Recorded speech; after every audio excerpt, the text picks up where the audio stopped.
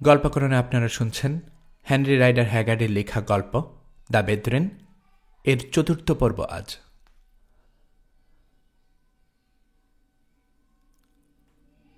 মাসির শব্দ মিলাতে না মিলাতে জানালায় বিকট শব্দ হল। কাঁচ আর পাল্লা ভেঙে ভিতরে ঢুকে পড়ল লম্বা একজন মানুষ। হাতে একটা যুদ্ধকোটার ধরে রেখেছে। চমকে উঠে উল্টো ঘুরতে শুরু করলেন স্যার অ্যান্ড্রু, কিন্তু ততক্ষণে দেরি হয়ে গেছে। সজোরে লোকটা অস্ত্র চালালো তার পিঠে। লোহার বক্ষবরণ পড়ে থাকায় কোঠারের ফলা ঢুকল না দেহের ভেতরে, কিন্তু প্রচণ্ড আঘাতে শির দ্বারা দুটুকরো হয়ে গেল বৃদ্ধ নাইটের। হুমড়ি খেয়ে মেঝেতে পড়ে গেলেন তিনি। বাবা! আর্তনাদ করে উঠল রোজামন্ড। মেয়ের চিৎকার শুনতে পেলেন না স্যার অ্যান্ড্রু। তীব্র ব্যথায় দু চোখে আধার দেখছেন তিনি। গালমন্দ করছেন নিজেকে, শত্রুর চাল ধরতে পারেননি বলে। কথা বলে তাকে ব্যস্ত রেখেছিল আল হাসান। সেই সুযোগে ছাদ থেকে দড়ি বেয়ে জানালার ওপাশে নেমে এসেছে আততায়ী। বাঁশির সংকেত শুনে হামলা করেছে। আজ করা উচিত ছিল ওর, তাহলে এ পরিণত হতো না। হাঁটু গেড়ে পিতার পাশে বসে পড়ল রোজামন্ড। কোলে তুলে নিল মাথা, ফোপাচ্ছে। ওর দিকে তাকালেন না স্যার অ্যান্ড্রু। নিভে আসা চোখের দৃষ্টি ফেললেন আততায়ীর দিকে। মানুষটা আর কেউ নয়, ভুয়া যাজক নিকোলাস। আসলে সে খ্রিস্টান নাইট। গোপনে হাত মিলিয়েছে মুসলমানদের সঙ্গে। এখন তার পরনে নাইটের সাজ। ভালো আঘাতই করেছ নাইট, কাপুরুষের আঘাত, দুর্বল গলায় বললেন তিনি। বিধর্মীয় পয়সায় পেট ভরানো খ্রিস্টানের মতো আঘাত। বিশ্বাসঘাতক তুমি। ঈশ্বর এবং মানুষের বিশ্বাস ভঙ্গ করেছ। আমার দেয়া খাবার খেয়েছ, অথচ আমাকেই পশুর মতো হত্যা করলে। সৃষ্টিকর্তার কাছে প্রার্থনা করি এর চেয়েও ভয়াবহ মৃত্যু যেন কপালে জোটে তোমার, যেন বুঝতে পারো কত বড় অন্যায় করেছ তুমি আমার সঙ্গে। ঠোঁট দুটো কেঁপে উঠল নিকোলাসের। কিছু বলতে চেয়েও বলতে পারল না। হাত থেকে ফেলে দিল কোঠার, মাথা নিচু করে বেরিয়ে গেল কামরা থেকে। গলা ছেড়ে কেঁদে উঠল রোজামন্ড। তবে তা কয়েক মুহূর্তের জন্য। আচমকা ঝটকা দিয়ে উঠে দাঁড়ালো ও। মেঝে থেকে পিতার তলোয়ার তুলে নিয়েছে। উন্মাদিনীর মতো তাকালো এদিক সেদিক। তারপর তলোয়ারটা মেঝেতে খাড়া করে ধরে ফলার উপর ঝাঁপ দেওয়ার চেষ্টা করল। আত্মহত্যা করতে চাইছে, কিন্তু পারল না বেচারি। বিদ্যুৎ বেগে সামনে এগোলো আল হাসান। পেছন থেকে রোজামন্ডের কোমর জড়িয়ে ধরল, টান দিয়ে সরিয়ে আনল তলোয়ারের কাছ থেকে। আগেই বলেছি শাহজাদি, শীতল গলায় বলল সে। আল্লাহর কাছে যাবার সময় হয়নি আপনার। শান্ত হন, নইলে আপনার হাত পা বাঁধতে বাধ্য হব আমি। একজন শাহজাদির জন্য তা বড়ই অবমাননাকর। ছাড়ো আমাকে, চেঁচালো রোজামন্ড। মুক্তি পাবার জন্য শরীর মুচড়াচ্ছে। ছাড়তে পারি, কিন্তু আপনাকে কথা দিতে হবে আর কখনো আত্মহত্যার চেষ্টা করবেন না। অমন প্রতিজ্ঞা আমি কখনোই করব না। করো প্রতিজ্ঞা রোজামন্ড, মেঝে থেকে দুর্বল কণ্ঠে বললেন স্যার অ্যান্ড্রু। আত্মহত্যা মহাপাপ, ও পথে পা বাড়িও না। ঈশ্বর তোমার ভাগ্যে যা লিখে রেখেছেন তাই ঘটুক। খামোকা জীবন দিও না। পিতার কথা শুনে যেন আগুনে পানি পড়ল। মুচড়ামুচড়ি বন্ধ করল রোজামন্ড। শান্ত গলায় বলল, বেশ, তবে তাই হোক আল হাসান।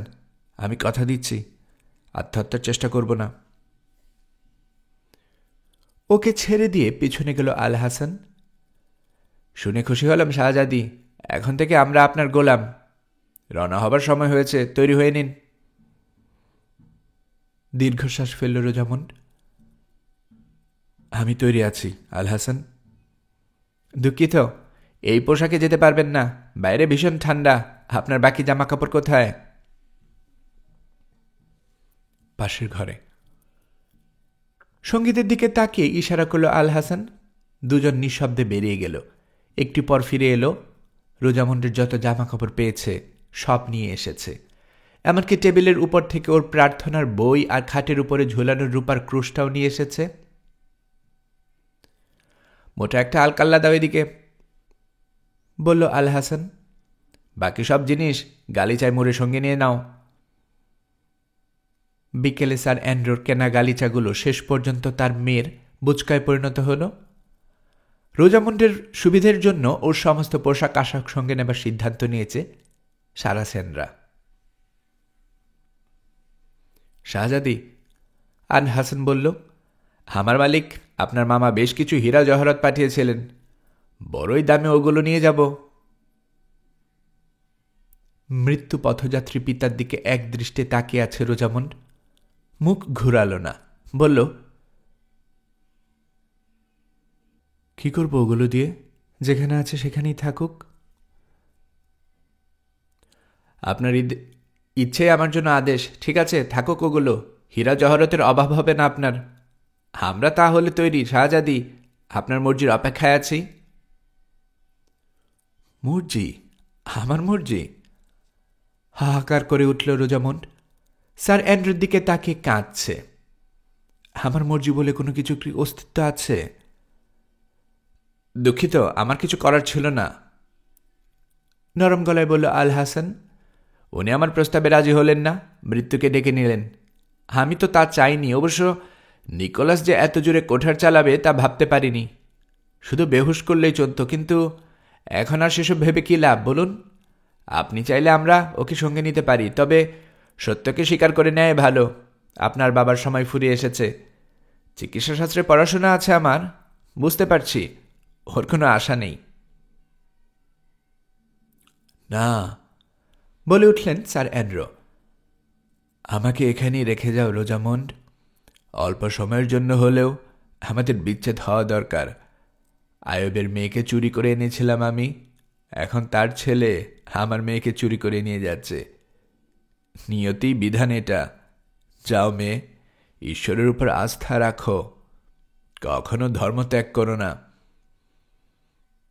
কখনো না বাবা, কথা দিল রোজামন্ড, মৃত্যুর আগ পর্যন্ত না।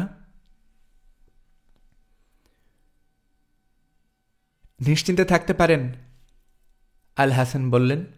আমার মালিক তো প্রতিশ্রুতি দিয়েছেন, ইচ্ছের বিরুদ্ধে ধর্মান্তরে বাধ্য করা হবে না শাহজাদিকে। লেডি, ভালো হয় যদি আর দেরি না করেন, তাড়াতাড়ি বিদায় নিন। সঙ্গীতের দিকে তাকালো সে। এই, তোমরা এই জিনিসপত্র নিয়ে বাড়ির বাইরে যাও, লাশ ফেলে যেও না, আহতদেরকেও সঙ্গে নাও, আমরা আসছি। মাথা ঝাঁকিয়ে চলে গেল সারাসেন দল। কামরা এখন শুধু 3টা প্রাণী। হাঁটু গেড়ে পিতার পাশে বসে রইল রোজামন্ড, কপালে চুমু খেল। ওদেরকে একা হতে দিয়ে একটু দূরে সরে গেল আল হাসান। কিছু ভেব না, ঈশ্বর যা করেন তা ভালোর জন্যই করেন, বললেন স্যার অ্যান্ড্রো। তিনি তোমাকে রক্ষা করবেন। আর হ্যাঁ, যাবার আগে বলে যাবে কাকে তোমার পছন্দ। বৃদ্ধ নাইটের কানের কাছে মুখ নিয়ে ফিসফিসালো রোজামন্ড। ওর জবাব শুনে একটু ভাবলেন তিনি, তারপর বললেন, তুমি বোধহয় ঠিক বুদ্ধিমতির মতো জবাব দিয়েছ। তোমাদের 3 জনের প্রতি আমার আশীর্বাদ রইল। আল হাসান, এদিকে এসো। লঘু পায়ে স্যার অ্যান্ড্রুর পাশে এসে দাঁড়ালো সারাসেন আমির। তোমার মালিক সালাদিনকে বলো উপযুক্ত প্রতিদানই দিয়েছে সে আমাকে। অবশ্য সে কিছু না করলেও মেয়ের কাছ থেকে আলাদা হতে হতো আমাকে, কিন্তু ঈশ্বরের ইচ্ছা অন্যরকম। তার সামনে মাথা ঝুঁকাতে বাধ্য হচ্ছে আমি। আশা করছি সালাদিনের স্বপ্ন মিথ্যে নয়। সত্যি আমার মেয়ে আমাদের 2 ধর্মের মাঝখানে রক্তপাত থামাতে সক্ষম হবে। ওকে আরও জানিও, মৃত্যুর ওপারেও একটা জগৎ আছে। রোজামন্ডের প্রতি যদি কোনো ধরনের অন্যায় করা হয়, তাহলে সে জগতে আমি মুখোমুখি হব, ওর প্রতিশোধ নেব। এ আমার শপথ। যাও এখন, নিয়ে যাও আমার মেয়েকে। জেনে রেখো, তোমাদের যাত্রা সহজ হবে না। আমি থাকব না, কিন্তু তোমার প্রতারণার শাস্তি দেবার জন্য আরও মানুষ রয়ে যাচ্ছে পৃথিবীতে। আপনার কথা আমি মনে রাখবো স্যার, নরম গলায় বলল আল হাসান। যা ঘটল তার জন্য সত্যি আমি দুঃখিত, কিন্তু কি করব, আমরা স্রষ্টার হাতের পুতুল ছাড়া আর তো কিছু নই। তিনি সব করিয়েছেন আমাকে দিয়ে। আশা করি আপনি আমাকে ক্ষমা করবেন। ক্ষমা? আমি নিজেই তো ক্ষমার দাবিদার। তোমার প্রতি রাগ পুষে রেখে লাভ কি? যাও, ক্ষমা করছি। মেয়ের মুখের উপর কয়েক মুহূর্ত সেটে রইল স্যার অ্যান্ড্রুর দৃষ্টি। তারপর চোখ মুদলেন, থেমে গেল দেহের নড়াচড়া। মনে হচ্ছে মারা গেছেন উনি, বলল আল হাসান। আল্লাহ ওর আত্মাকে শান্তি দিন। বিছানা থেকে চাদর তুলে আনল সে, ঢেকে দিল দেহটা। চলুন শাহজাদি। শোকে পাথর হয়ে গেছে রোজামুন্ড, কাঁদল না। নির্নিমেষ চোখে তাকিয়ে থাকলো চাদরে ঢাকা পিতার দিকে। তারপর বড় করে শ্বাস ফেলল। নিচু হয়ে স্যার অ্যান্ড্রোর তলোয়ারটা তুলে নিল, উল্টো ঘুরে হাঁটতে শুরু করলো দৃপ্ত পায়ে, সত্যিকার একজন রাজকন্যার মতো। হাতে রক্তাক্ত তলোয়ার, পরনে বহুমূল্যবান পোশাক, সে এক অদ্ভুত দৃশ্য। সিঁড়ি ধরে নিচে নেমে এলো ও। ওখানে সারাসেন দুর্বৃত্তরা জটলা করে দাঁড়িয়ে আছে। তলোয়ার হাতে রূপসী শাহজাদিকে দেখে গুঞ্জন শুরু হয়ে গেল তাদের মধ্যে। খাবার ঘরের সামনে পৌঁছে একটু থামল রোজামুন্ড। খোলা দরজা দিয়ে তাকালো ভেতরে। ওই তো উলফ আর গডউইনকে দেখা যাচ্ছে, মুখ থুবড়ে পড়ে আছে টেবিলের উপর। চারপাশে একই ভঙ্গিতে নিথর হয়ে আছে ভোজসভার প্রতিটি অতিথি। ওরা কি মারা গেছে নাকি ঘুমোচ্ছে আল হাসান? জানতে চাইল ও। ঘুমাচ্ছে শাহজাদি, আমার বিশ্বাস কাল সকালের মধ্যে জেগে উঠবে। মাথা ঘোরাতেই নিকোলাসকে দেখতে পেল রোজামুন্ড। হাতে একটা মশাল নিয়ে দাঁড়িয়ে আছে সে।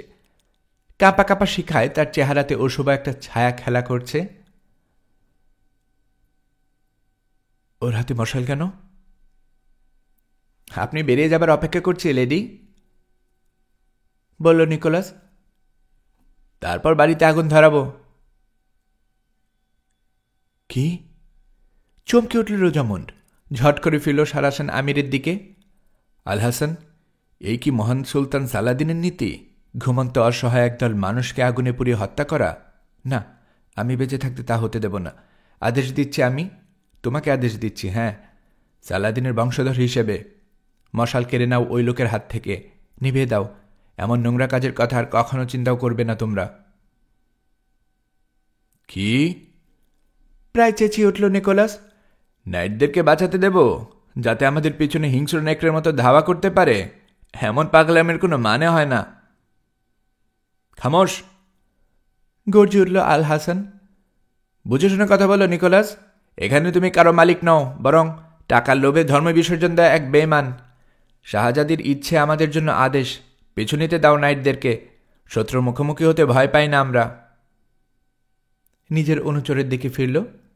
প্যাট্রোস ছদ্মনামে যে লোক তার সঙ্গে এসেছিল সে। আলী, নিকোলাসের হাত থেকে মশালটা নিয়ে নাও। জাহাজে পৌঁছানোর আগ পর্যন্ত কড়া পাহারায় রাখো ওকে, যাতে গোলমাল পাকাতে না পারে। নির্দেশ শেষ করে রোজামুন্ডের দিকে ফিরল। আপনি সন্তুষ্ট শাহজাদি? হ্যাঁ, ধন্যবাদ, কৃতজ্ঞ চিত্তে বলল রোজামুন্ড। একটু সময় দেবে?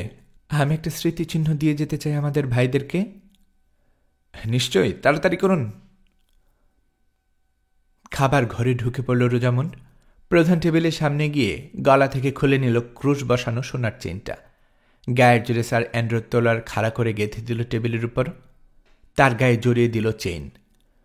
পুরনো আমলের একটা সংকেত এটা, যুদ্ধে যাবার আহ্বান। ক্রুশের মতো খাড়া হয়ে থাকা তলোয়ারের গায়ে নারীর উপহার, সৌভাগ্য আর শুভকামনার প্রতীক। তোমাদের জন্য আমার শেষ উপহার। দু ভাইয়ের দিকে তাকিয়ে বলল রোজামুন্ড। এই তলোয়ার আমাদের পূর্বপুরুষদের বহন করেছেন, লড়াই করেছেন। আশা করি তোমরাও এই তলোয়ারকে একইভাবে ব্যবহার করবে। সারাসানদের চেহারায় ভীতি ভর করল। রোজামুন্ডের কথাকে অশুভ বাণী মনে করছে তারা। ওদের দিকে ফিরেও তাকালো না মেয়েটা। কামরা থেকে বেরিয়ে এসে আল হাসানের হাত ধরল। তারপর বেরিয়ে এলো আঙিনায়। ইতিমধ্যে ভারী আলখাল্লা জড়িয়ে নিয়েছে নিজেকে। আমার পরামর্শ মেনে নিন, ভুল করছেন আপনারা না হয়, পেছন থেকে বলল নিকোলাস। আগুন না দেন, অন্তত নাইটদের গলা কেটে দিয়ে আসার দরকার ছিল। স্যার গডউইন আর স্যার উলফের ব্যাপারে জানা আছে আমার। জ্ঞান ফেরা মাত্র পাগলা কুকুরের মতো আমাদেরকে শিকার করতে বের হবে। আমাদের প্রাণ না নিয়ে ক্ষান্ত হবে না ওরা। হতে পারে নিকোলাস, গম্ভীর গলায় বলল সারাসেন আমির। আবার এমনও হতে পারে শুধু তোমারই প্রাণ যাবে এ লড়াইয়ে। স্বপ্নের জগতে ভাসছে উলফ। নিজেকে দেখতে পাচ্ছে সরু একটা কাঠের তক্তার উপর দাঁড়ানো অবস্থায়। বহু বছর আগে সার্কাসের তাঁবুতে এমনই এক তক্তায় দাঁড়ানো এক জাগলারের খেলা দেখেছিল ও। আজ জাগলারের জায়গায় নিজেকে কল্পনা করছে। দু হাতে লোফালুফি করছে 3টা বল। পেছন থেকে ভেসে এলো ডাক, ওর নাম ধরে কে যেন ডাকছে ওকে। উল্টো ঘুরতে গিয়ে ঘটল বিপত্তি। পা হরকে পড়ে গেল ও তক্তা থেকে। মাটিতে আছড়ে পড়ার ভয়ে সংকুচিত হয়ে গেল দেহ, আর তক্ষণই ভেঙে গেল ঘুম। ওকে ডাকতে থাকা কণ্ঠটা চিনতে পারল। ম্যাথিউস, স্টিপল চার্চের চ্যাপলেইন। উঠুন স্যার, স্যার উলফ, ঈশ্বরের দোহাই, জেগে উঠুন। তন্দ্রাচ্ছন্নের মতো মাথা তুলল উলফ। চোখের সামনে পুরো দুনিয়া দুলছে, টনটন করছে মাথা। কি ব্যাপার? জড়ানো গলায় জিজ্ঞেস করল ও।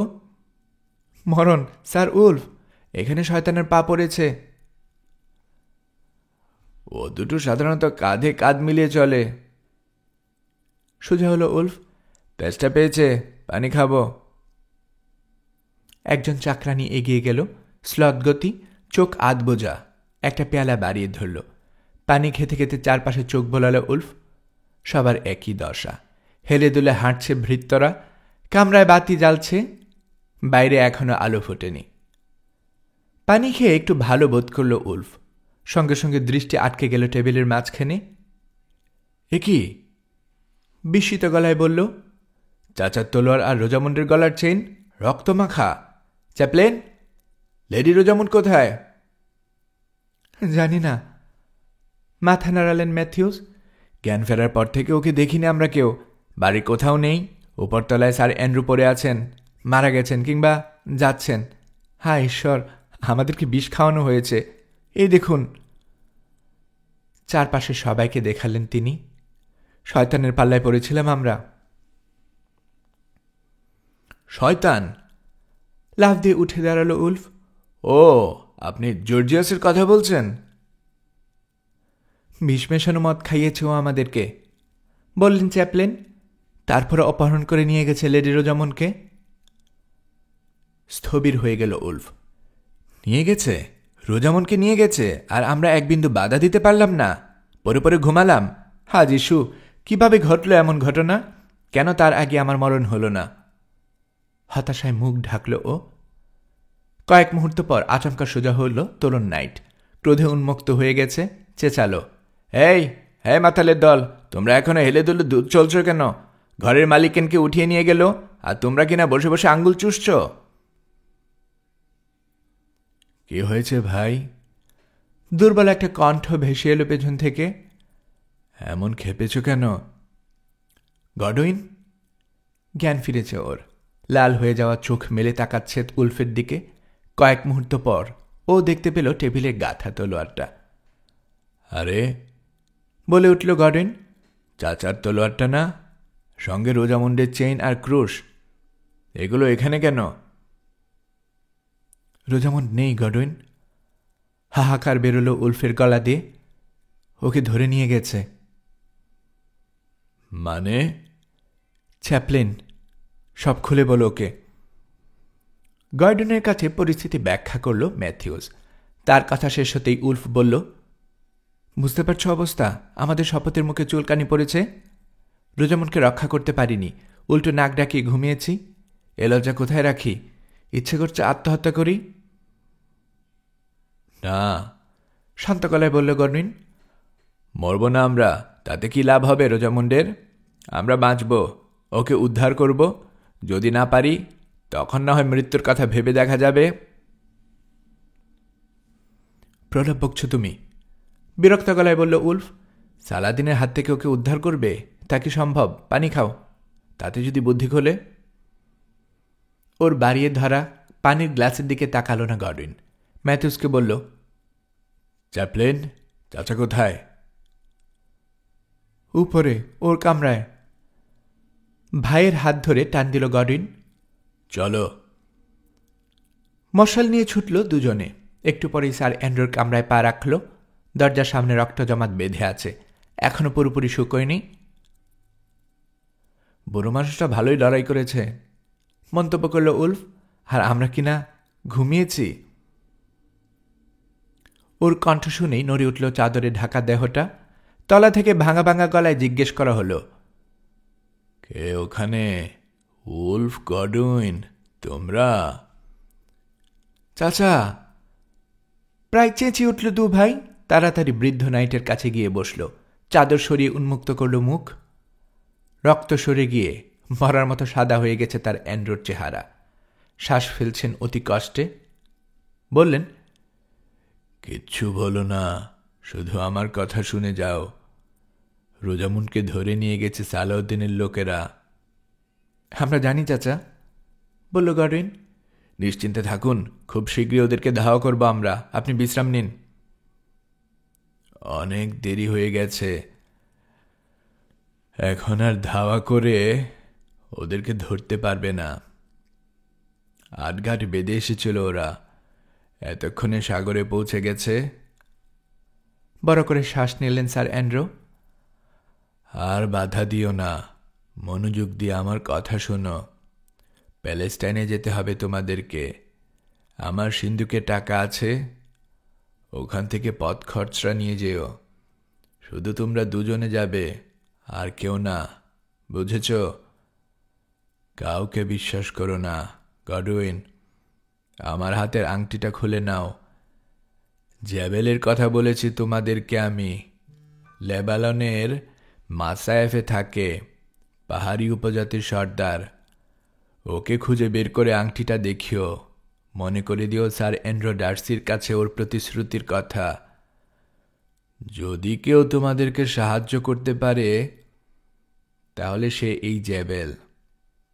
সালাদিনের ঘোর শত্রু সে, কাজেই ওর নাগাল তোমাদেরকে পেতেই হবে। এরপর কি ঘটবে তা আমি বলতে পারি না। ঈশ্বরের কৃপায় যদি রোজামন্ডির কাছে পৌঁছতে পারো, শত্রুকে বিনাশের সুযোগ পেয়ে যাও, তাহলে সবার আগে বিশ্বাসঘাতক নিকোলাস আর হিউ লজেলকে শাস্তি দিও। জর্জিয়স মানে সালাদিনের আমির আল হাসানকে রেহাই দিতে পারো। ও স্রেফ নিজের দায়িত্ব পালন করেছে। চাইলে বাড়িতে আগুন ধরিয়ে সবাইকে খতম করে দিতে পারত, কিন্তু দেয়নি। অদ্ভুত একটা ব্যাপার। ওর প্রতি আমি শ্রদ্ধা অনুভব করছি। আপনার আদেশ আমরা অক্ষর অক্ষরে পালন করব চাচা, বলল গডউইন। রোজামুন্ড নিশ্চয়ই তাই চায়। আপনার তলোয়ার আর নিজের ক্রুশ চেন আমাদের জন্য রেখে গেছে ও। ক্রুশ তোমার জন্য গডউইন, আর তলোয়ারটা উলফের জন্য।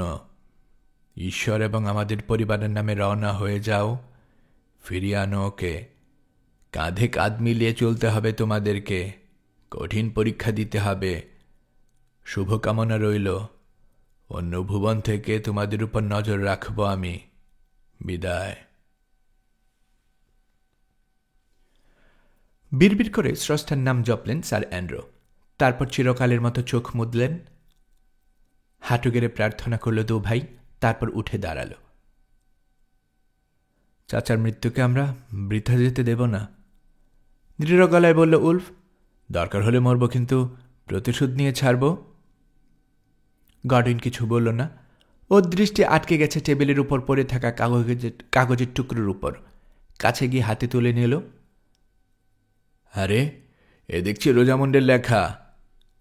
বিস্মিত গলায় বলল ও। কি লিখেছে জানতে চাইল উলফ। সালাদিনের লোকেরা ধরে নিয়ে যাচ্ছে আমাকে, যদি পারো পিছু নাও ওদের। পড়ল গডউইন। অবশ্যই পিছু নেব, প্রতিজ্ঞা করল উলফ। কোনো কিছুই আমাদেরকে নিরস্ত্র করতে পারবে না। চলো গডউইন। চ্যাপলেইন ম্যাথিউসকে মৃতদেহের পাশে রেখে নিচতলায় নেমে এলো ওরা। ততক্ষণে ভূতসভার প্রায় সবাই জ্ঞান ফিরে পেয়েছে। তাদেরকে জানানো হলো কী ঘটেছে। এরপর স্টিপল চার্চের মিনার থেকে আলোর সংকেত দেওয়া হলো পাড়া প্রতিবেশীকে। শত্রুকে ধাওয়া করার জন্য যথেষ্ট লোক চাই। ঘণ্টাখানেকের মধ্যে ঘোড়ার চড়ে অনেকে হাজির হলো। স্যার অ্যান্ড্রুকে হত্যা এবং রোজামন্ডকে অপহরণ করা হয়েছে শুনে রেগে গেল সবাই। ভোরের আলো ফোটার সঙ্গে সঙ্গে জনাত্রিশেক অশ্বারোহী রওনা হলো শত্রুর খোঁজে। কাজটা সহজ হলো না। রাতভর তুষার পড়েছে, ঢাকা পড়ে গেছে সারাসেন দুর্বৃত্তদের পায়ের ছাপ। লোকগুলো যে কোন দিকে গেছে তা বোঝা যাচ্ছে না। আমার ধারণা পানিপথে এসেছিল ওরা, অনুমান করল গডউইন। কাছেই কোথাও নেমেছিল, ফিরে গেছে ও পথে। স্টিপলের ঘাট? প্রায় চেঁচিয়ে উঠল উলফ। সবাই স্টিপলের ঘাটে চলো। ঊর্ধ্বশ্বাসে ঘোড়া ছুটিয়ে ওখানে পৌঁছালো সবাই। জায়গাটা স্যার অ্যান্ড্রু সীমানার ভেতরে, সরু একটা খালের পাড়ে। ছোট্ট একটা বোট হাউস আছে পাশে। ওখানে দু ভাই একটা নৌকা রাখে। শখের বসে মাঝে মাঝে ওটা নিয়ে মাছ ধরতে যায় ওরা। এ মুহূর্তে বোট হাউসের তালা ভাঙ্গা, ভেতর থেকে নৌকাটাও গায়েব হয়ে গেছে। ও নৌকায় মাত্র 6 জন ধরে, ভ্রুকুচকে বলল উলফ। বাকিরা গেল কিভাবে? আরও নৌকা নিশ্চয়ই ছিল, বলল গডউইন। এসো দেখি। খালের পারে অনুসন্ধানী দৃষ্টি দেওয়া হলো। খানিক পরেই কাদা একটা ছাপ পাওয়া গেল। বড় আকারের একটা নৌকা ভেড়ানো হয়েছে ওখানে। আশেপাশে গভীর কয়েকটা গর্ত আছে। লগি ঢুকিয়ে ধাক্কা দেওয়া হয়েছে নৌকাটাকে ফের পানিতে নামাবার জন্য। তুষারের উপর একটা চকচকে জিনিস দেখতে পেল উলফ। ওটা তুলে আনতে চিনতে পারল ওর দেয়া ক্রিসমাসের কাপড়ের একটা টুকরো ছিঁড়ে নেওয়া হয়েছে। রোজামুন ফেলে গেছে পিছনে ওদেরকে সংকেত দেওয়ার জন্য। আর কোনো সন্দেহ নেই, খাল ধরে নদীতে নেমেছে দুর্বৃত্তরা। ওখান থেকে সাগরে ওদের জাহাজে গিয়ে উঠবে। সাগর পারে চলো, সেন্ট পিটারের প্রাচীরের ওপাশে, উত্তেজিত গলায় বলল উলফ। সাগরে পৌঁছবার জন্য সব নৌকাকে ওই জায়গায় পেরোতে হয়। কপাল ভালো হলে ওদের আগে হয়তো পৌঁছতে পারবো আমরা। তুষার আর কাদা মারিয়ে আবার ঘোড়া ছুটালো ওরা। ব্র্যান্ডওয়েলের ভেতর দিয়ে সাগর পারে পৌঁছল। ঠিক তক্ষণই সরে গেল কুয়াশার পর্দা। উদীয়মান সূর্যের আলোয় বিশাল এক জাহাজ দেখতে পেল ওরা সাগরের বুকে। বাতাসে ফুলে উঠছে পাল।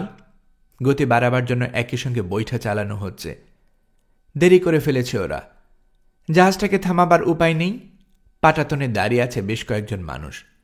ধাওয়াকারীদেরকে দেখতে পেয়ে হেসে উঠল, হাত নাড়ালো বিদায় জানানোর ভঙ্গিতে। হতাশায় ছেয়ে গেল দু ভাইয়ের অন্তর। তা আরও বাড়ল রোজামুনকে চিনতে পেরে। জাহাজের পিছনের উঁচু অংশে দাঁড়িয়ে আছে ও। পাশে আরব পোশাক পরিহিত আমির আল হাসান। আরেকজন আছে ভুয়া যাজক নিকোলাস।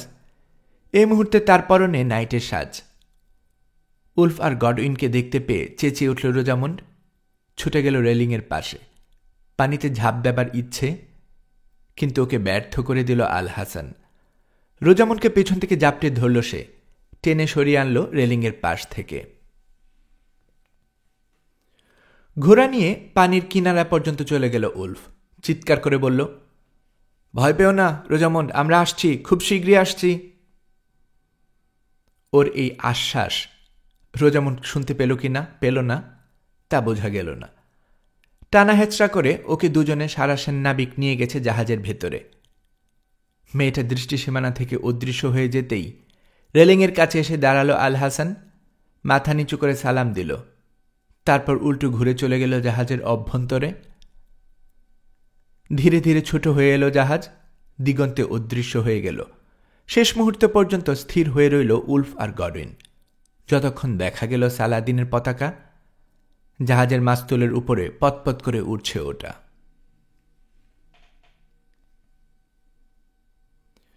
শীতের সেই সকালের কথা কোনোদিন ভুলতে পারবে না উলফ বা গডউইন।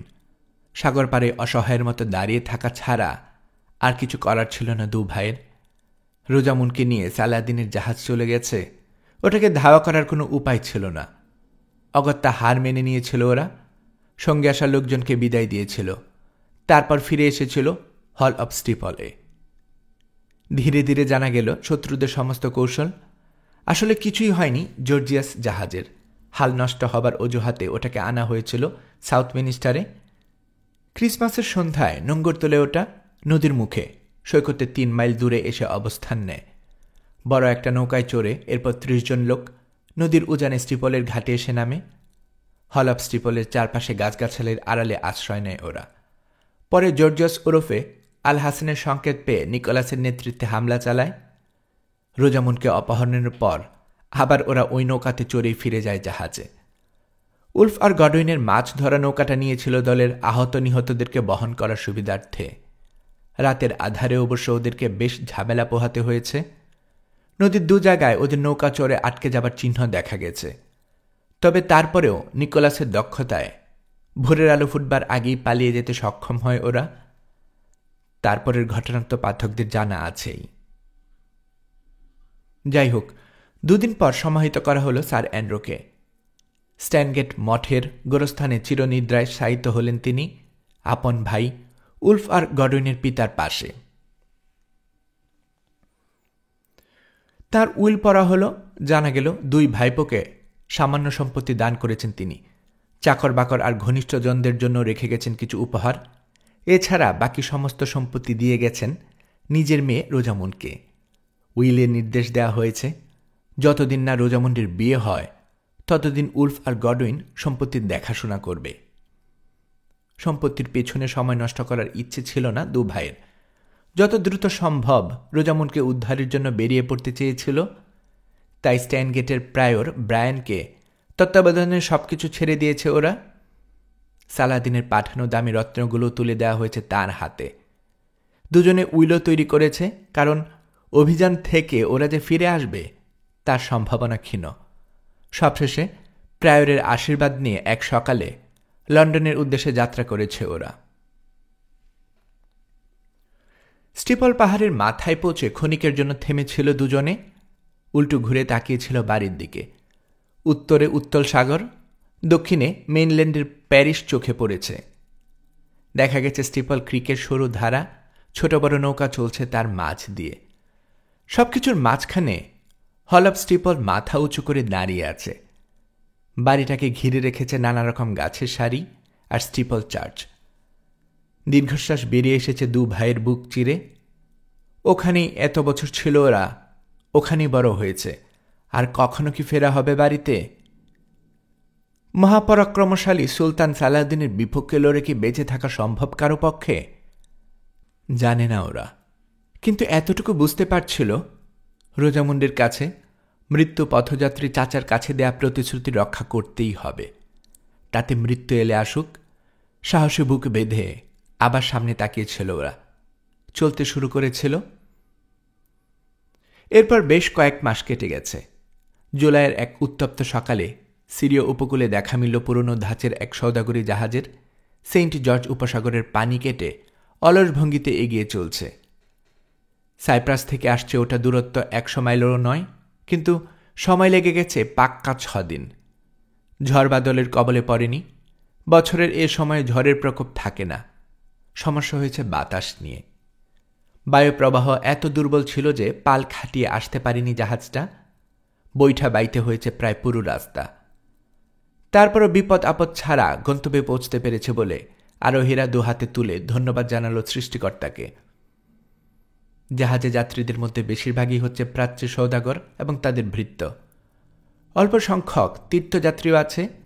তাদের মাঝে ছদ্মবেশে রয়েছে উলফ আর গডউইন। একেবারে সাধাসিধে চলচলন দুজনের, যাতে কারো দৃষ্টি আকৃষ্ট না হয়। সহযাত্রীদের কাছে পরিচয় দিয়েছে পিটার এবং জন নামে।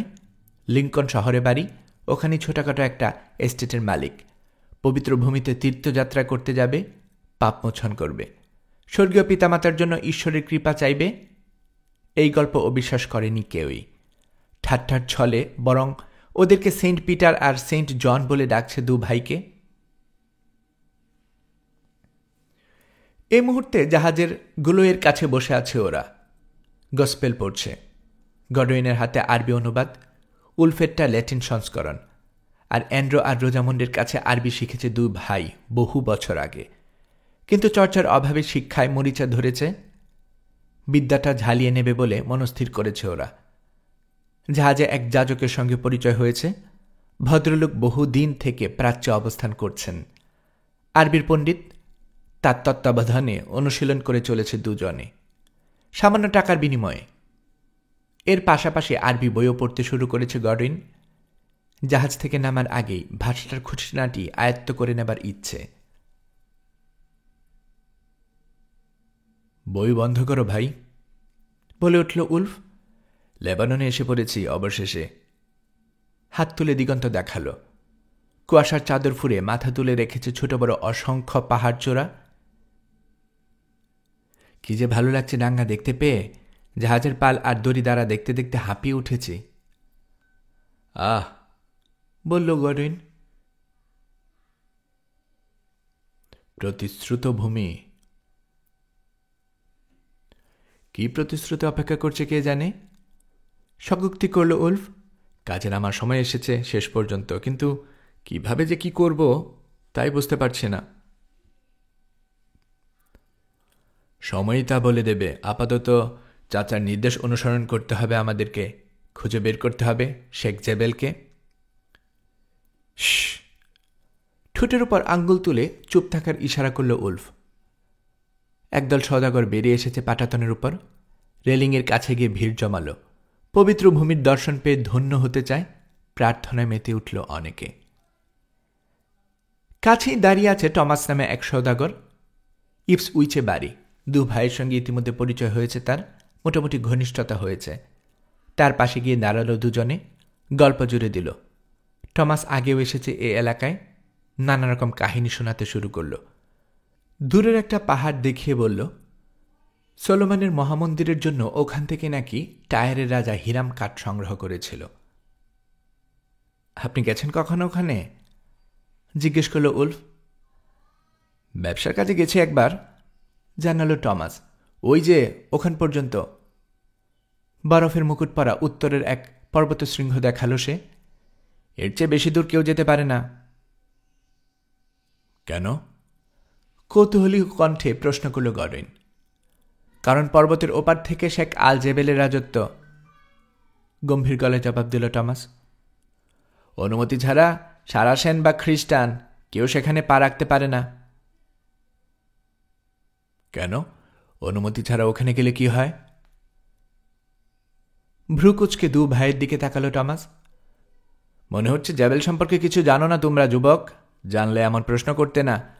জেবেল হচ্ছে মৃত্যু আর কালো জাদুর মালিক। ওর প্রাসাদে অদ্ভুত সব ঘটনা ঘটে। বাগানে ঘুরে বেড়ায় সুন্দরী নারী বেশি ডাইনিরা। পুরুষদের আত্মা চুরি করে জেবেলের পায়ে সমর্পণ করাই ওর কাজ। ভয়ঙ্কর এক খুনি ওই শেখ। ওকে প্রাচ্যের সমস্ত রাজা বাদশা ভয় পায়। পোষা একদল মৃত্যুদূত আছে ওর, যাকে পছন্দ হয় না তার পিছনে লেলিয়ে দেয় ওদেরকে। বাঁচার কোনো উপায় থাকে না। তোমাদেরকে আমি পছন্দ করি যুবক, তাই সাবধান করে দিচ্ছি। মাসায়েফ পাহাড় থেকে দূরে থেকো, যদি না বাড়ির চেহারা ফের দেখতে চাও। চিন্তা করবেন না, দূরেই থাকবো আমরা, হেসে বলল উলফ। পবিত্র ভূমি দেখতে এসেছি, শয়তানের আখড়া নয়। নিশ্চয়ই। গডউইনও মাথা ঝাঁকাল। বৈরুত এখন খ্রিস্টানদের দখলে। জাহাজ থামতে সাদর অভ্যর্থনা পাওয়া গেল। তীর্থযাত্রীদেরকে নেয়ার জন্য তীর থেকে ছুটে এলো অনেকগুলো নৌকা। হই হট্টগোলের মধ্যে টমাসকে আর দেখতে পেল না দু ভাই। তাকে খোঁজার চেষ্টাও করল না ওরা। শেখ জেবেলের ব্যাপারে অতিরিক্ত আগ্রহ দেখালে লোকে সন্দিহান হয়ে উঠবে। তীর্থযাত্রা আর সওদাগরদের পিছু পিছু ছোট একটা নৌকায় চড়ে বন্দরে পৌঁছালো দুজনে। জেটিতে দাঁড়িয়ে কিছুটা অসহায় বোধ করল দুই ভাই। সস্তা কোনো সরাইখানা প্রয়োজন, যেখানে লোকের অনুসন্ধিচ্ছা না জাগিয়ে চুপচাপ থাকা যাবে। কিন্তু ঠিকানা জিজ্ঞেস করার মতো কাউকে দেখতে পাচ্ছে না, সবাই ব্যস্ত। কয়েকজনের সঙ্গে কথা বলার চেষ্টা করল, তবে পাত্তা পাওয়া গেল না। কি করবে ভাবছে, এমন সময় ঘুমটার মুখ ঢাকা এক নারী এগিয়ে এলো। পেছনে এক কুলি, সঙ্গে একটা গাধা টেনে নিয়ে আনছে। মেয়েটাকে আগেই লক্ষ্য করেছে দু ভাই। জেটির কিনারে দাঁড়িয়ে ওদের দিকে তাকিয়েছিল। কাছে এসে ইশারা করল। সঙ্গে সঙ্গে দু ভাইয়ের মাল সামানা গাধার পিঠে উঠাতে শুরু করল কুলি। এই এই করছো কি? বিস্মিত কণ্ঠে বলে উঠল উলফ। চিন্তার কিছু নেই ভিনদেশি, বলল মেয়েটা। আমার সরাইখানায় নিয়ে যাচ্ছি তোমাদের, সস্তা, ঝুটঝামেলা নেই। এমনই তো চাইছ নাকি? কণ্ঠটা মিষ্টি, শুদ্ধ ফরাসি ভাষায় কথা বলছে। মুখ চাওয়াচাওয়ি করল উলফ আর গডিন। তারপর পিছন ফিরে সলা পরামর্শ শুরু করল করণীয় সম্পর্কে। একমত হল দুজনে। অচানা একটা মেয়েকে বিশ্বাস করা মোটেই উচিত হবে না। কথাটা বলার জন্য উল্টো ঘুরে দেখল ওদের জিনিসপত্র নিয়ে কুলি হাঁটতে শুরু করেছে। এগিয়ে গেছে বেশ কিছু দূর। মানা করতে দেরি করে ফেলেছ? হেসে উঠল মেয়েটা। কাজে মাল সামানা হারাতে না চাইলে আপাতত আমার অতিথি হতে হবে তোমাদেরকে। এসো, রওনা হই। অনেক দূর থেকে এসেছ, খাওয়ার গোসল খুবই দরকার তোমাদের। দয়া করে আমার সঙ্গে এসো। দু ভাইকে কিছু বলার সুযোগ দিল না মেয়েটা। হাঁটতে শুরু করল একদিকে। উপায়ন্তর না দেখে তাকে অনুসরণ করল উলফ আর গডিন। লক্ষ্য করল ভিড়ের লোকজন মেয়েটাকে দেখে সসম্ভ্রমে পথ ছেড়ে দিচ্ছে। রাস্তার পাশে বেঁধে রাখা একটা খচ্চরের পিঠে চলল সে। এগোতে শুরু করল উত্তরমুখী পথ ধরে। দু ভাইয়ের সঙ্গে বাহন নেই, পায়ে হেঁটেই পিছু নিতে হল। বেশ গরম পড়েছে। মাথার উপর বৈরুতের গনগনে সূর্য। হাঁপিয়ে উঠল ওরা একটু পরেই। কোথায় নিয়ে যাচ্ছে ঈশ্বরই জানেন, বিড়বিড় করল গডিন। নারীর মনে এমনকি ঈশ্বরও বুঝেন না, ঠাট্টা করল উলফ। হাসল। কোথায় যাচ্ছে তা স্রেফ ওই জানে। অনেকক্ষণ চলার পর দেয়াল ঘেরা একটা জায়গার সামনে পৌঁছল ওরা। দরজা পেরিয়ে দেয়ালের ওপাশে যেতেই উঠোনে দেখা মিলল। সামনে দাঁড়িয়ে আছে সাদা রঙের পুরনো এক বাড়ি। চেহারায় অপরিকল্পিতভাবে নির্মাণের ছাপ। চারপাশে রয়েছে সবুজ বাগান, তাতে আপেল কমলাসহ চেনা অচেনা অসংখ্য ফলের গাছ। বাড়িটা শহরের প্রান্তে। উঠোনে পৌঁছে খচ্চরের পিঠ থেকে নেমে পড়ল মেয়েটা। পশুটার দড়ি ধরিয়ে দিল অপেক্ষমান এক নুবিয়ান ভৃত্যের হাতে। মুখ থেকে ঘুমটাটা সরালো। মুখোমুখি হল দু ভাইয়ের।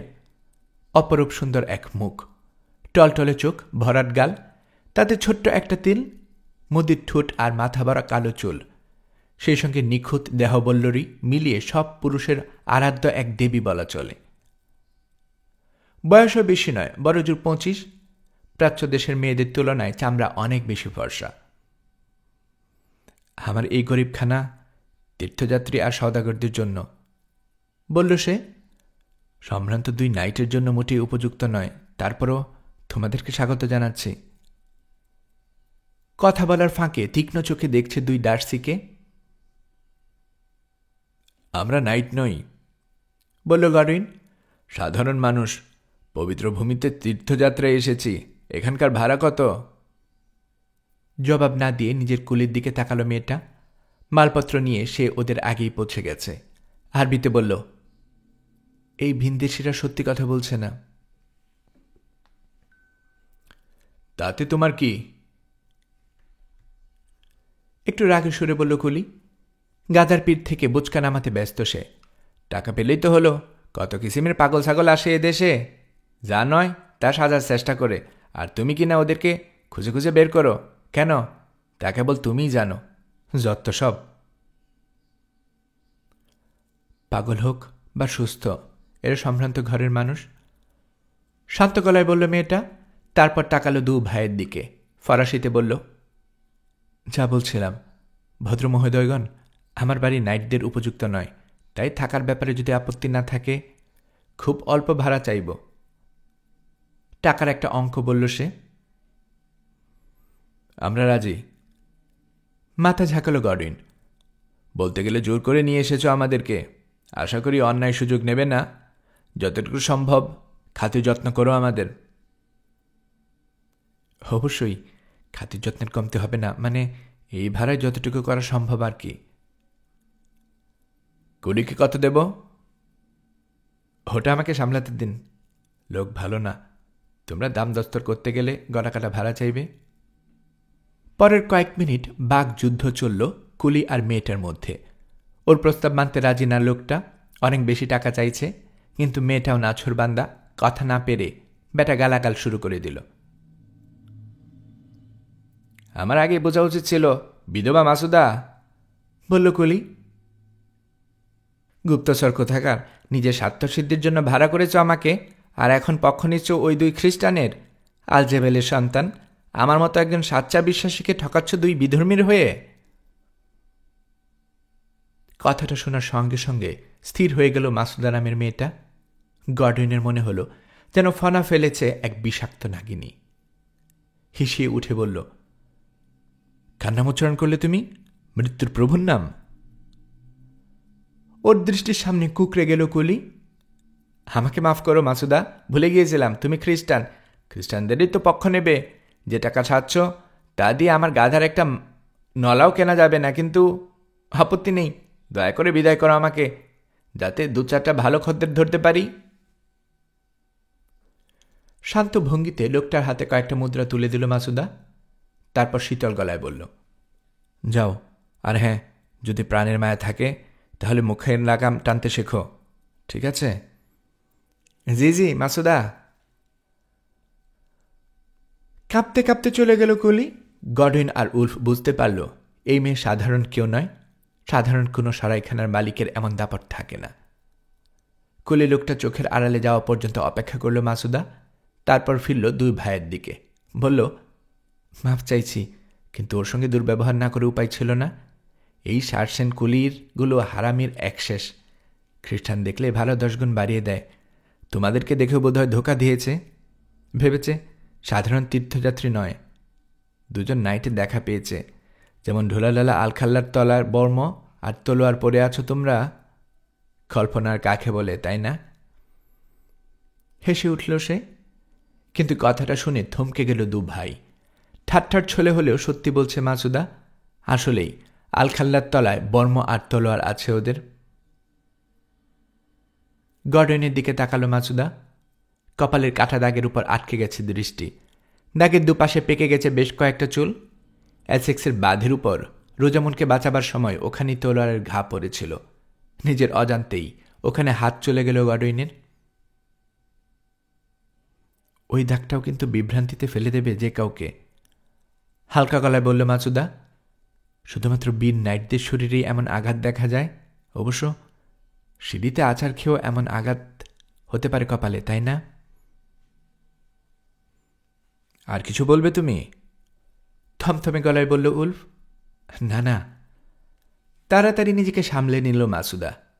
আমি সারাইখানায় চালাই, ওইসব নিয়ে আমার ভাবনা কিসের? ভালো ভাড়া দিচ্ছ তোমরা, কাজেই এখানকার সেরা কামরাটা পাবে। মালপত্র নিয়ে ভেবো না, ওগুলো কামরায় পৌঁছে দেওয়া হবে। নিজের নুবিয়ান ভৃত্যকে ডাকল সে। আস্থা বলে খচ্চর রেখে ফিরে এসেছে লোকটা। ইশারায় বুঝিয়ে দিল নির্দেশ। তাড়াতাড়ি 2 ভাইয়ের মালপত্র উঠানোর ব্যস্ত হয়ে পড়ল ভৃত্য। 2 অতিথিকে নিয়ে বাড়ির ভেতর ঢুকে পড়ল মাসুদা।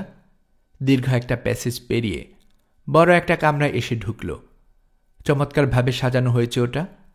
বড় বড় জানালার কল্যাণে আলো বাতাসের অভাব নেই। মাঝখানটায় শোভা পাচ্ছে 2টো বিছানা।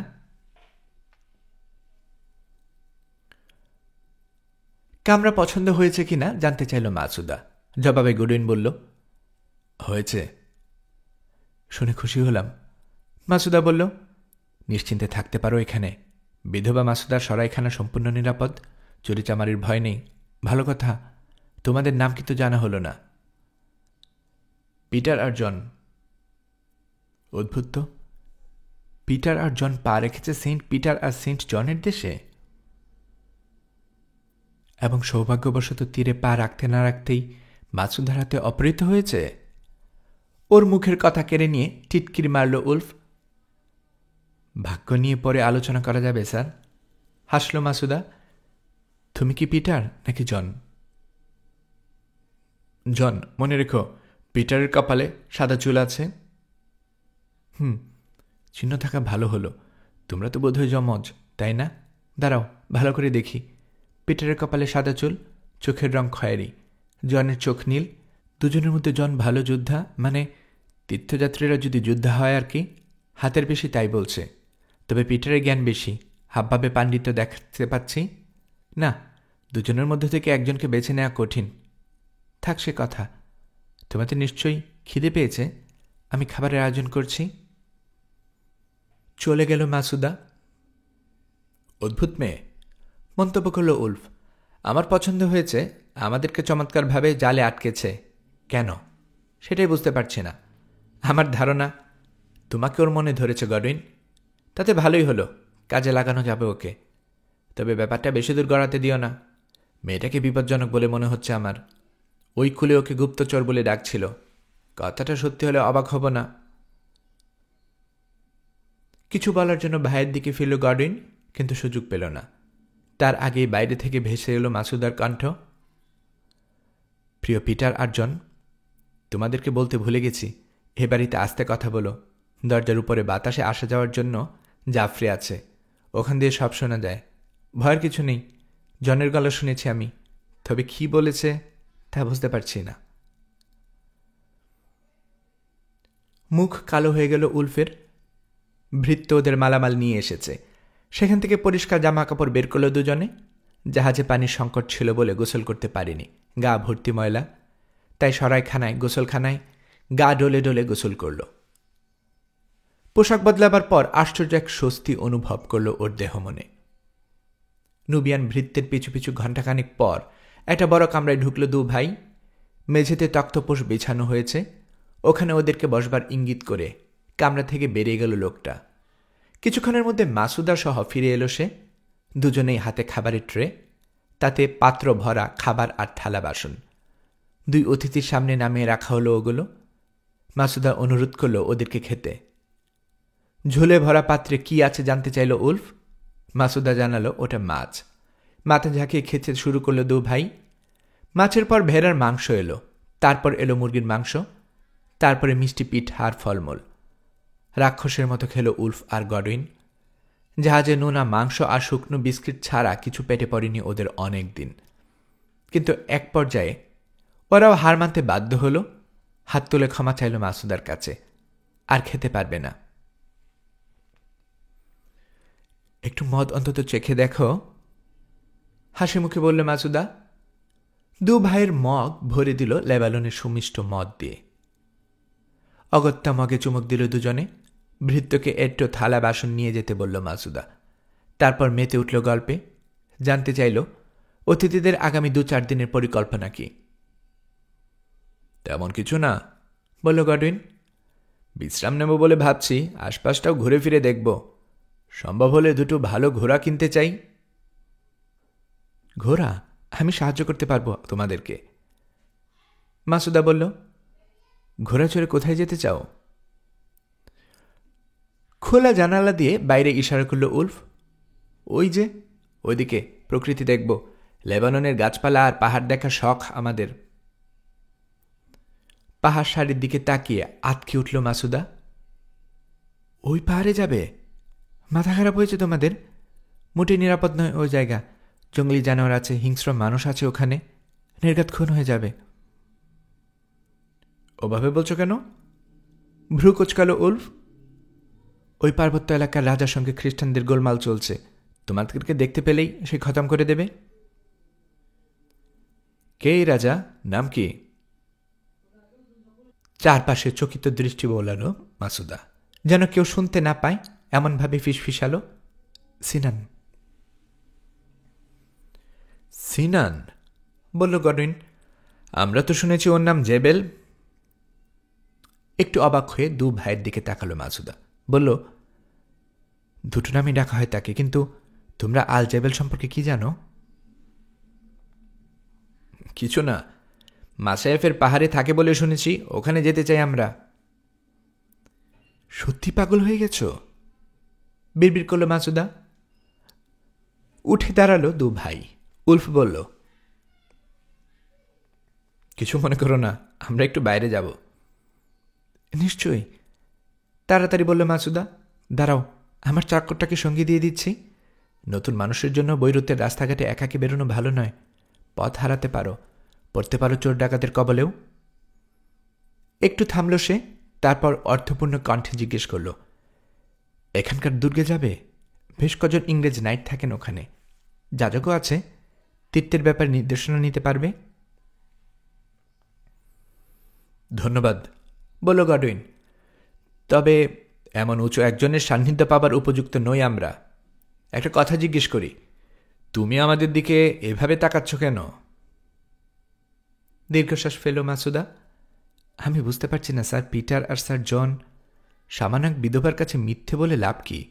সত্যি করে বলো তো, তোমাদের দেশে জমজ 2 নাইট আছে না, স্যার গডউইন আর স্যার উলফ নামে, ডার্সি পরিবারের সন্তান? মানে আমরা তেমনটাই শুনেছি। এবার 2 ভাইয়ের চমকে উঠার পালা। গর্ডনের চোয়াল ঝুলে পড়ল। ক্ষণিকের জন্য বিহব্বল হয়ে গেল উলফও। পরিস্থিতি স্বাভাবিক করার জন্য পর মুহূর্তে হেসে উঠল সশব্দে। আর চোখে দেখে নিল নুবিয়ান ভৃত্য চলে গেছে কিনা। তারপর বলল, নিঃসন্দেহে খুশির খবর। মানে ওই 2 ভাইয়ের জন্য ওদের খ্যাতি লেবানন পর্যন্ত পৌঁছে গেছে। কিন্তু মাসুদা, তুমি তো সামান্য এক সরাই মালিক। নাইটদের খবরকে তোমাকে কে দিয়েছে? জাহাজ থেকে এক লোক এসেছিল একটু আগে। আমি তখন তোমাদের জন্য খাবার রান্না করছিলাম। ও এক অদ্ভুত গল্প শুনিয়ে গেছে আমাকে। সুলতান সালাদিন নাকি চোখ পড়েছে ইংল্যান্ডের এক মেয়ের উপর। একদল লোক পাঠিয়েছিল ওকে ধরে আনতে, কিন্তু উলফ আর গডউইন নামে জমজ 2 নাইট ভেস্তে দেয় ওদের প্রথম প্রচেষ্টা। পরে অবশ্য সফল হয়েছে সালাদিনের গুন্ডারা। 2 নাইটকে কৌশলে অজ্ঞান করে নাকি অপহরণ করা হয়েছে মেয়েটিকে। ব্যাটার কল্পনা শক্তির প্রশংসা করতেই হয়, হালকা গলায় বলল উলফ। দারুণ গল্প সাজিয়েছে। আচ্ছা, মেয়েটির কি হলো শেষ পর্যন্ত? ওকে কি প্যালেস্টাইনে আনা হয়েছে? সে ব্যাপারে ও কিছু বলেনি আমাকে। শোনো ভিনদেশি, নিশ্চয়ই অবাক হচ্ছ আমি এত কিছু জানি কি দেখে, কিন্তু এদেশে ব্যাপারটা মোটেই অদ্ভুত নয়। দুনিয়ার খোঁজখবর রাখা আমাদের অনেকেরই পেশা।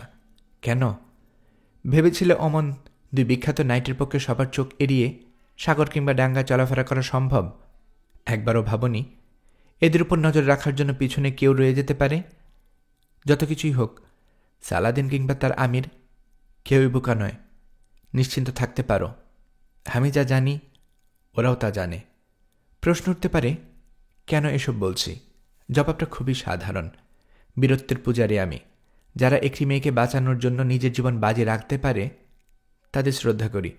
চাই না ওরা বোকার মতো দামেস্কে ঢুকতে গিয়ে প্রাণ হারাক। বোবা বনে গেছে উলফ আর গডউইন। মুখ দিয়ে কথা সরছে না। তা দেখে হেসে উঠল মাসুদা। বলল, তাহলে আমার ধারণাই ঠিক।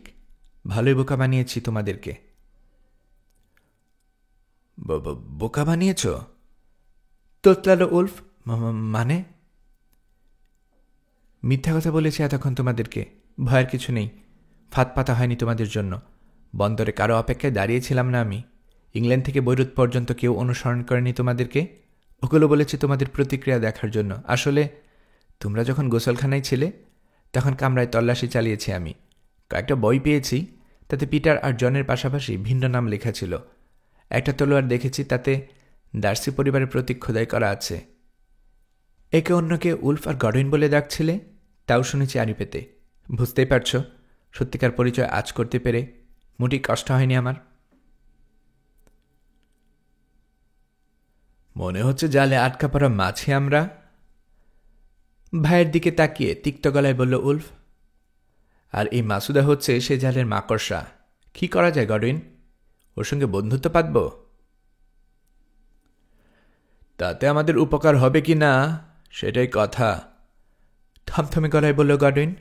মাসুদার চোখে চোখ রাখল। তুমি দেখছি আমাদের ব্যাপারে সবই জেনে ফেলেছ। আমরা কিছু জানতে পারি? ওই কুলি তোমাকে আলজেবেলের সন্তান বলছিল কেন? একটু যেন অবাক হলো মাসুদা। আরবি বুঝো তোমরা? আমার আগে আন্দাজ করা উচিত ছিল। যাই হোক, এই প্রশ্ন করছো কেন? কথাটা সত্যি মিথ্যে যাই হোক, তাতে তোমাদের কি? তেমন কিছু না, তবে আলজেবেলের কাছে যাব বলে ভাবছি আমরা। যদি ওর মেয়ের সঙ্গে দেখা হয়ে যায় সেটাকে সৌভাগ্য মনে করব। আলজেবেলের কাছে যাবে? জাহাজে নিশ্চয়ই এ ব্যাপারে কিছু বলেছে, তাই না? হয়তো সে কারণেই আমার সঙ্গে দেখা হয়েছে তোমাদের। কিন্তু একটা নিশ্চয়তা দিতে পারি, সিনানের ধারে কাছে পৌঁছানোর আগেই তোমরা গর্দান হারাবে। এতটা নিশ্চিত হয়েও না। গর্ডনের কণ্ঠ আশ্চর্য রকমের শান্ত। বুকের কাছে হাত তুলে আঙ্গুলের আংটি নাড়তে শুরু করল। দৃষ্টি বিস্ফারিত হয়ে গেল মাসুদার। বিস্মিত গলায় বলল, আরে এই আংটি তো আলজেবেলের, বলল গডউইন। যাকে উপহার দিয়েছিল তার কাছ থেকে বার্তা নিয়ে এসেছি আমরা। নিশ্চয়ই এটা শুনতে চাইবে সে। শোনো মাসুদা, লুকোচুরি করে লাভ নেই আর। আমাদের পরিচয় ফাঁস হয়ে গেছে, সেই সঙ্গে তোমারটাও। এখানে থাকার কোনো মানে হয় না। আমরা নাইটদের দুর্গে চলে যাব। আশা করি খুশি মনেই আমাদেরকে বরণ করে নেবে ওরা। তুমিও এখান থেকে চলে যাও। যত কিছু হোক, তুমি একজন গুপ্তচর, আলজেবেলের মেয়ে। আমার মনে হয় না খবরটা ফাঁস হলে কেউ তা ভালোভাবে নেবে। থমথমে মুখে কথাটা বলল মাসুদা। বলল, গুপ্তচর বৃত্তির অভিযোগে কয়েকদিন আগে একজনকে পুড়িয়ে মারা হয়েছে। সে খবর মনে হচ্ছে তোমাদের কানে এসেছে। ঠিকই ধরেছ, উলফ বলল, যদিও এই প্রথম শুনল ব্যাপারটা। আমার কপালেও তেমন কিছু ঘটবে ভাবছ? বুকার দল, টু শব্দ করার আগেই তোমাদেরকে হত্যা করতে পারি আমি। তোমার ক্ষমতা কতখানি তার সময় এলে বোঝা যাবে, নির্বিকার কণ্ঠে বলল গডউইন। কিন্তু বলে দিতে চাই, এক্ষুনি তোমার ক্ষতি করার ইচ্ছে নেই আমাদের। তুমি নিশ্চয়ই আমাদের ক্ষতি চাও না। খামোখা শত্রুতা করে লাভ নেই কোনো। আলজেবেলের সঙ্গে দেখা করতে চাই আমরা, সেটাই আসল কথা। তুমি আমাদের সাহায্য করবে? এখন কিছু বলতে পারছি না, ইতস্তত করল মাসুদা। 4 দিন সময় চাই আমি। যদি পছন্দ না হয়, যা খুশি করো গে, আমি ব্যবস্থা নিতে জানি। তাতে কারো মঙ্গল হবে না।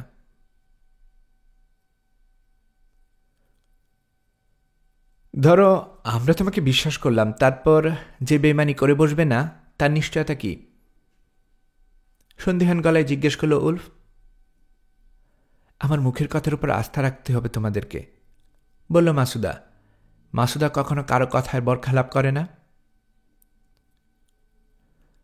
করলে আমাদেরকে মরতে হবে। কপালে থাকলে কে মৃত্যুকে ঠেকাতে পারে? কিন্তু তোমাদের সঙ্গে তো আর আমার কোনো শত্রুতা নেই। এখানে নিয়ে এসেছি নিতান্তই ব্যক্তিগত কারণে। নিশ্চিন্তে থাকতে পারো, সরাইখানার কোনো বিপদ ঘটবে না। আমার গুমর জেনে গেছ, এখন আর তোমাদেরকে যেতে দিতে পারি না আমি। যদি চলে যাবার চেষ্টা করো, তাহলে আর নিরাপত্তার নিশ্চয়তা দিতে পারবো না। ভাইয়ের সঙ্গে চোখাচোখি করল গডউইন, তারপর বলল, ঠিক আছে, আপাতত তোমাকে বিশ্বাস করছি, আমরা এখানেই থাকব। হাসি ফুটল মাসুদার ঠোঁটে। খুশি হলাম পিটার এবং জন। বেড়াতে যেতে চেয়েছিলে, যাও, আমার চাকর তোমাদের সঙ্গে যাবে। ওর ডাক শুনে হাজির হলো নুবিয়ান ভৃত্য। সঙ্গে একটা তলোয়ার নিয়ে এসেছে। 2 ভাইকে নিয়ে বেরিয়ে পড়ল সারাইখানা থেকে। শহরের পূর্ব অংশে নিয়ে গেল ওদেরকে। জায়গাটা দেখতে দেখতে নিজেদের সমস্যার কথা ভুলে গেল 2 ডার্সি। একটা ব্যাপার লক্ষ্য করল, ওদেরকে এমন সব জায়গায় নিয়ে যাচ্ছে ভৃত্য যেখানে ফ্র্যাঙ্ক নাইটদের উপস্থিতি নেই। সবখানে সারাসেনদের বসতি। মাসুদার ভৃত্যকে দেখে মাথা নিচু করে সরে যাচ্ছে। বোঝা গেল বিধবা সরাই মালিকের যথেষ্ট প্রভাব প্রতিপত্তি আছে এ এলাকায়। ঘণ্টা 2 ঘোরাফেরার পর সরাইখানায় আবার ফিরে এলো ওরা। দেখা পেল জাহাজের 2 সহযাত্রীর। কোথায় গিয়েছিল শুনতে পেয়ে বিস্ময় ফুটল লোক দুটোর চেহারায়। যদিও পুরো বৈরুত এখনও ফ্রাঙ্ক নাইটদের দখলে, তারপরে 2 জন খ্রিস্টানের জন্য সারাসেন এলাকায় ঘোরা নিরাপদ নয়। নিজেদের কামরায় ফিরে আলোচনায় বসল 2 ভাই। নিচু গলায় কথা বলছে, যাতে আড়ি পেতে কেউ কিছু শুনতে না পায়। পরবর্তী করণীয় নিয়ে আলাপ করল।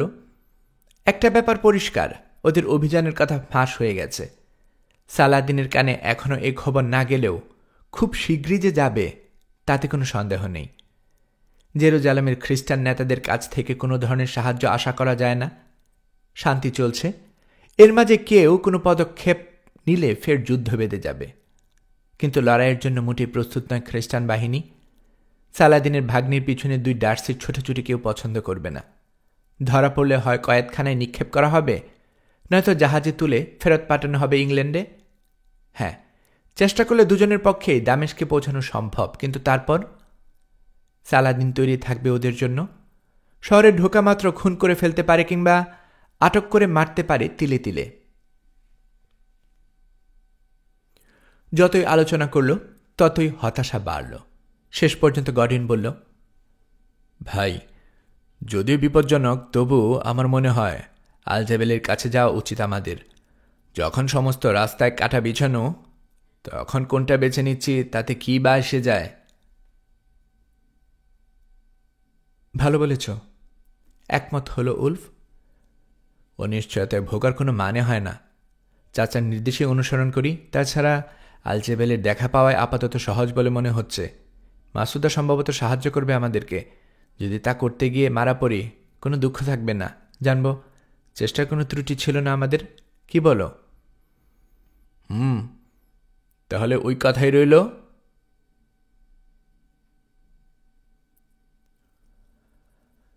গল্পকরণে এতক্ষণ আপনারা শুনছিলেন হেনরি রাইডার হ্যাগার্ডের লেখা গল্প দ্য বেদরেন এর 4র্থ পর্ব। আমি নিয়মিতভাবে গল্প পাঠ করে আপনাদেরকে শোনাচ্ছি। গল্প পাঠ ভালো মনে করে থাকলে আমার এই গল্পটি আপনার বন্ধুবান্ধব, প্রিয়জন সবার কাছে শেয়ার করবেন। তাতে করে তারা এই গল্পটি শোনার সুযোগ পাবে। আপনারা ভালো থাকবেন সেই প্রত্যাশায় এখানে বিদায় নিচ্ছি।